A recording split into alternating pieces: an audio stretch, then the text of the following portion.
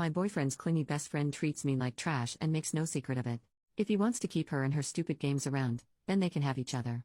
I don't know if I'm being wildly unreasonable and jealous over this, so I need some outside opinions. I, 29 female, have been with my boyfriend, 30 male, for 3 years, and we share an apartment. He has a female friend Nell, 34 female, and they were friends for years before I came along. I had no issue with their closeness. I have male friends and knew I'd be a hypocrite to leap to judgments, but at this point I feel I'm justified in thinking the way I do about her.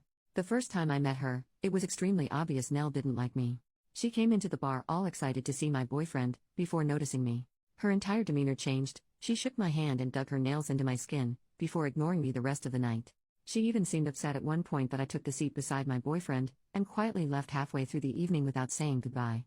So it's safe to say my first impression of her wasn't good, but I tried to reason with myself that not everyone gets along, and I don't need to be friends with my boyfriend's friends. However, as time passed it became really clear that Nell's attitude towards me wasn't improving. She had a way of openly mocking me in front of groups of people, making side comments or loudly joking about my voice or appearance. My boyfriend would stand there and say nothing, and after the fact when I asked him about it, he'd say he hadn't noticed. She'd also make a show of hugging him hello and goodbye and not me. She would mix that kind of stuff in with smiles and basic politeness, so it was tough to articulate exactly what she'd done. I felt very much like I was back in high school. From that point on, I basically decided I didn't need to have someone like that in my life, so I just stopped going to things she was at. I haven't seen her in about a year. My boyfriend still sees her regularly and they text often. I'm now at the stage where I fully believe they've either dated in the past or have something going on now. I've tried gently bringing this up, but he denies they ever dated and makes me feel like I'm being jealous and bitter by asking. I end up suppressing those feelings before something brings them up again. I've reached the end of my tether with it. The final straw for me came the other day, when my boyfriend left his phone open and I saw a text exchange between the two. Nell had sent him a heart emoji, and my BF had written something about how he was thinking of her. I know I should have said something then and there, but I felt numb and decided to go to bed. I'm trying to work out how to handle this. Is it possible nothing's going on here? It's something I've tried arguing in my head, but then something else pops up that makes me doubt it. Maybe friends do just send hearts, and I'm making this up because I don't care for Nell? I don't want that to be the case. I'm basically at a point where I feel he either has to tell me the truth and restrict contact with Nell, or else I don't feel like I can maintain the relationship anymore. I feel constantly disrespected, and I want something to change but don't know how to go about it. Any advice would be so welcomed. Update 5 days later. First, I'd like to sincerely thank everyone for the kind comments. I didn't expect so many responses and I appreciate them all.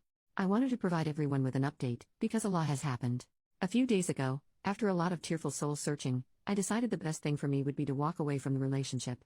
I sat my boyfriend down and talked to him about it.